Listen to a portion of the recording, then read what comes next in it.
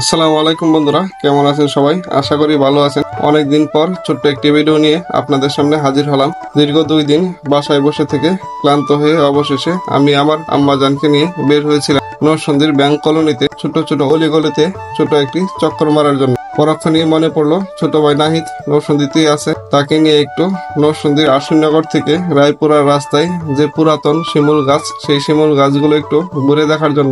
এখন যেহেতু বসন্তকালে শিমুল গাছের ফুল অত্যন্ত চমৎকার এবং সুন্দর লাগে। যেই ভাবনা সেই কাজ। ছোট ভাই নাহিদকে কল দেওয়ার পর সে বলল আমিরগঞ্জ রেল স্টেশনের পাশেই হাসনাবাদ আটকান্দি নীলকুঠি গ্রামে ছোট্ট একটি বাইরা জায়গা আছে। মোটর সাইকেলে বসে থাকতে থাকতে আমাদের পরিকল্পনা চূড়ান্ত হয়। আমরা চলে যাই আমিরগঞ্জ রেল স্টেশনে। আমিরগঞ্জ রেল স্টেশনে যাওয়ার পর নাহিদ তার বন্ধুকে কল দেয়। কল দেওয়ার পর আমরা সেখান থেকে রওনা হই নীলকুঠির উদ্দেশ্যে। বলে রাখা ভালো, ওইখানে যে 2 জন বন্ধু ছিল তাদের বাড়ি এই এলাকাতেই। হাসনাবাদ বাজার থেকে আটকান্দি ঢুকতেই চোখে পড়লো দৃষ্টিনন্দন এই 8 গম্বুজ মসজিদটি। গ্রামের ভিতরে এত সুন্দর একটি মসজিদটি দেখতে প্রতিদিনই দর্শনার্থী ভিড় করে থাকে এখানে।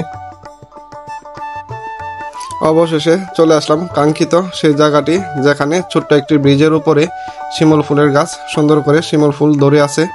পাশেই আরিয়াল খান নদী। এই জায়গাটি দেখার জন্য প্রতিদিন অনেক দূর দূরান্ত থেকে অনেক টিকটকার এবং কন্টেন্ট ক্রিয়েটর এখানে এসে থাকেন।